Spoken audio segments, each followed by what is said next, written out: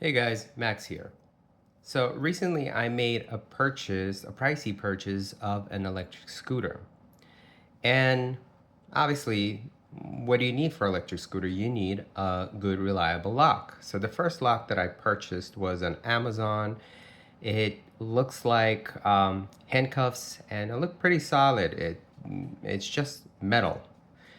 But I started doing a little research and it seems like the same as the problem that's here in New York City, where the theft is high on the electric scooters, electric bikes, regular bicycles. It is the same pretty much in the rest of the world. So, which led me to doing a research of top locks to secure the scooters. And at the end of my research, it was LiteLok versus HipLok. They're both, from what I understood, they both are UK based. So HipLok is the company, the headquarters is in UK, but this is manufactured in China. Then there is LiteLok, which is also UK based, but it is manufactured in UK.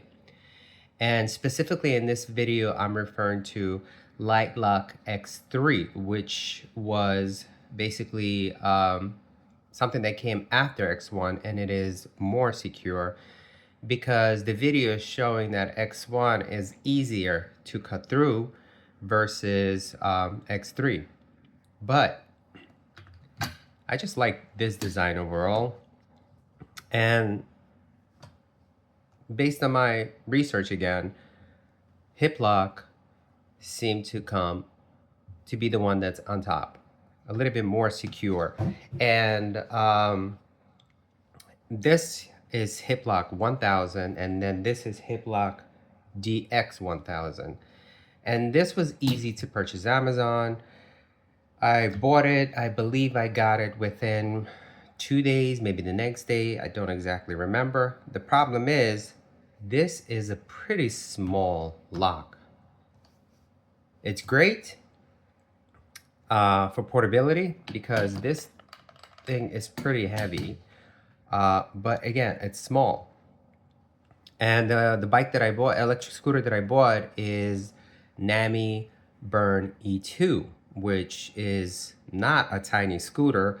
So having this only meant that I could secure this at one part of the scooter, which that part itself is easy to cut through if someone really wanted to steal my electric scooter. So what I ended up doing is I ended up using this one, but at the same time using the lock that I bought on Amazon that looks like handcuffs basically. And that's extra weight to carry. And it kind of looks a little bit ridiculous when I'm literally going to the gym and I am securing my electric scooter outside of the gym, first installing this on, and it could only be attached to one specific part of the scooter. And then I have the longer version of handcuffs securing my electric scooter. Kind of looked ridiculous. Now, this is also available on Amazon, but the shipping time frame was just ridiculous. It was also available here locally in New York City. It was a little bit of a drive for me for same-day pickup, basically, at a store, and the drive over there just makes no sense because the parking over there is also pretty difficult. So I ended up actually buying this directly from HipLok.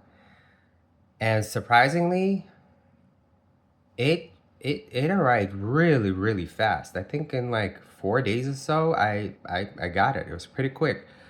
So again, this is DX1000 HipLok, and then this is D1000.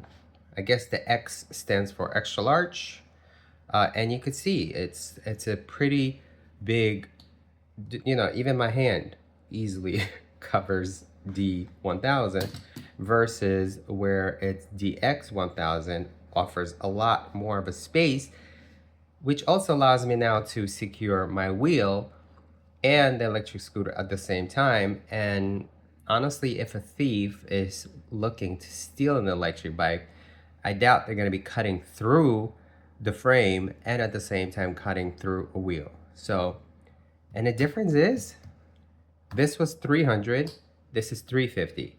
Now, with Amazon, I had to pay tax. So add 300 plus tax, which is a little over 8% here in New York City. And this I bought directly from HipLok, no tax, 350.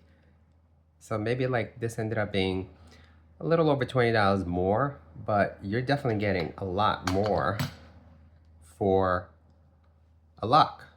A lot. Like, I mean, again, like I said, I'm able to secure more here, which is going to make the thief, for example, like, do I really want to cut through all of that in order to steal, or cut through this, which from my research, I believe on average is about 20 minutes. And some research, some people said up to 6 diamond cutting discs. Basically, nobody's going to be going through this to cut this. But the frame is a lot easier to cut. But then when you have to cut the frame and the wheel, I mean, the thief is going to probably say, yeah, it's not worth the headache and trouble. Versus this, all this secures to the frame, which is it's about this thick, and just cut the frame and pull this off.